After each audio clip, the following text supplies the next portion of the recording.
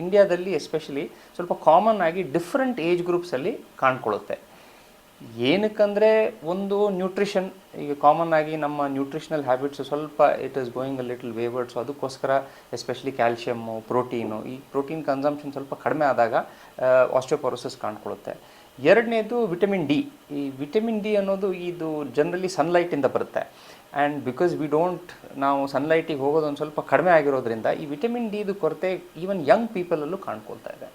ಮೂರನೇದು lack of exercise. Because ಎಲುಬು ಮತ್ತು ಮಾಂಸಖಂಡಗಳಿಗೆ ಶಕ್ತಿ ಬರಬೇಕು ಅಂದರೆ ನಾವು ಎಕ್ಸಸೈಸ್ ಮಾಡಬೇಕು. ಸೊ ಈ ಎಕ್ಸಸೈಸ್ ಒಂದು ಸ್ವಲ್ಪ ಕಡಿಮೆ ಆಗಿರೋದ್ರಿಂದ ಬಿಕಾಸ್ ಆಫ್ ದೀಸ್ 3 ಫ್ಯಾಕ್ಟರ್ಸ್ ಈ ಮೂಳೆಗಳಲ್ಲಿ ವೀಕ್ನೆಸ್ ಇದೆ, ಆಸ್ಟಿಯೋಪೊರೋಸಿಸ್ ಅಂತ ನಾವೇನು ಹೇಳ್ತೇವೆ, ಇದು ಸ್ವಲ್ಪ ಯಂಗ್ ಪಾಪ್ಯುಲೇಷನಲ್ಲೂ ಕಾಣ್ತಾ ಇದೆ. ಮುಂಚೆ ಇದು ವಯಸ್ಸಾದವರಲ್ಲಿ ಕಾಣ್ತಾ ಇರೋದು ಈಗ ಸ್ವಲ್ಪ ಯಂಗ್ ಪಾಪ್ಯುಲೇಷನಲ್ಲೂ ಕಾಣ್ತಾ ಇದೆ. ಸೊ ಈ 2 ಥರದ ಮೂಳೆಗಳ ಪ್ರಾಬ್ಲಮ್, ಒಂದು ಸೌದು ಹೋಗೋದು, ಇದು ಪ್ರೈಮರ್ಲಿ ಜಾಯಿಂಟಿಗೆ ಸಂಬಂಧಪಟ್ಟಿರೋದು ವಯಸ್ಸಾದವ್ರಲ್ಲಿ ಕಾಣೋದು, ಇನ್ನೊಂದು ಆಸ್ಟಿಯೋಪೊರೋಸಿಸ್